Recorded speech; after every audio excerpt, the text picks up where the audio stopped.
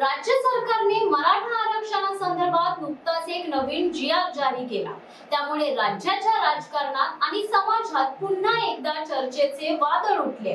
काही जण या निर्णयाचे स्वागत करत आहेत, तर काही जण याला केवळ मराठा समाजाची फसवणूक म्हणून पाहत आहेत।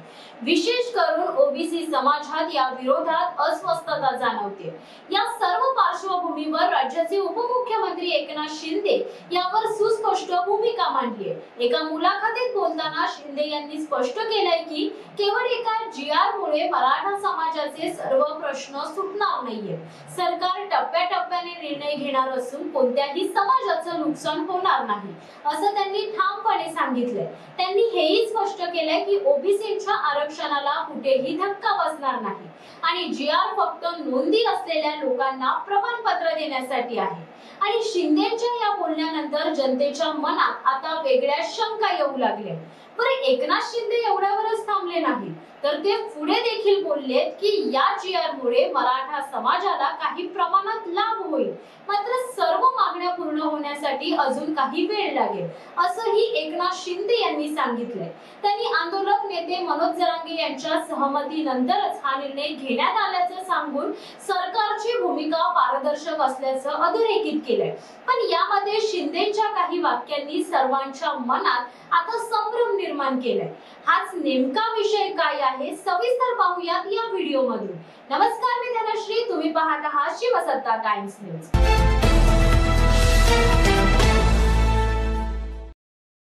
सध्या राज्यात एकच चर्चा जोरात सुरू आहे, काय तर मराठा आरक्षण। या निर्णयावर समाजामध्ये दोन परस्पर विरोधी प्रतिक्रिया उमटत आहेत। एका बाजूला मराठा समाजातील काही वर्ग याचे स्वागत करत आहे, तर दुसऱ्या बाजूला मोठा भाग हा केवळ तडजोड आणि फसवणूक म्हणून बघतोय। विशेषतः ओबीसी समाजामध्ये यामुळे अस्वस्थता वाढली आहे। त्यांना भीती आहे की या जी.आर.च्या नावाखाली भविष्यात त्यांच्या आरक्षणावर गदा येईल।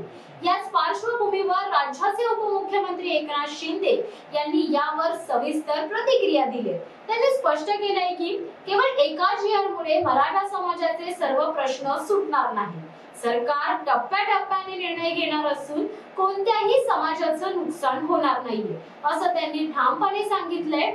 विशेष करून ओबीसीच्या आरक्षणाला कुठेही धक्का बसणार नाही, असा पुनरुच्चार शिंदेंनी केलाय। हा जी.आर. फक्त नोंदी असलेल्या व्यक्तींना प्रमाणपत्र देण्यासाठी आहे, असा खुलासा त्यांनी एका मुलाखतीत केला। शिंदेंच्या या विधानामुळे एकीकडे सरकारची पारदर्शक भूमिका अधोरेखित होत असली तरी त्यांच्या काही वाक्यांमुळे समाजामध्ये गोंधळ आणि शंका निर्माण झाल्या। कारण त्यांनीच कबूल केले की या जी.आर. मुळे मराठा समाजात काही प्रमाणात लाभ होईल, मात्र सर्व मागण्या पूर्ण होण्यासाठी अजून काही वेळ लागेल।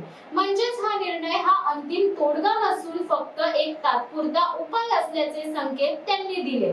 शिंदेंनी आणखी एक महत्त्वाचा मुद्दा मांडलाय की हा निर्णय आंदोलक नेते मनोज जरांगे यांच्या सहमतीनेच घेतला गेलाय, त्यामुळे सरकार कोणताही एकतर्फी निर्णय घेत नाहीये, हे त्यांनी ठळक केलंय। पण तरी सुद्धा शिंदेच्या विधानामध्ये लाभ मिळेल, पण पूर्ण समाधान नाही आणि ओबीसींचे नुकसान होणार नाही, पण मराठ्यांना दिलासा मिळेल, अशा दुहेरी आश्वासनांमुळे सामान्य नागरिक आणि दोन्ही समाजांमध्ये गोंधळ वाढत आहे।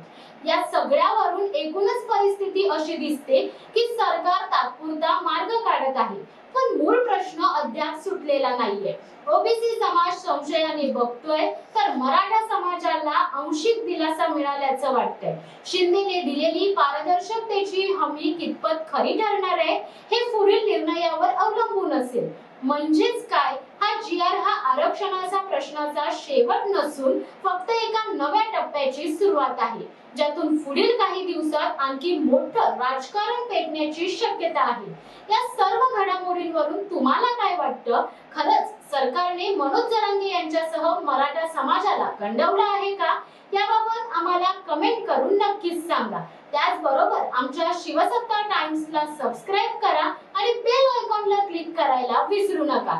तुर्तास धन्यवाद। दे धडक बेधडक वृत्त देणाऱ्या आपल्या शिवसत्ता टाइम्स न्यूज चॅनलला लाल बटन दाबून सबस्क्राइब करा आणि बेल आयकॉनला क्लिक करायला विसरू नका।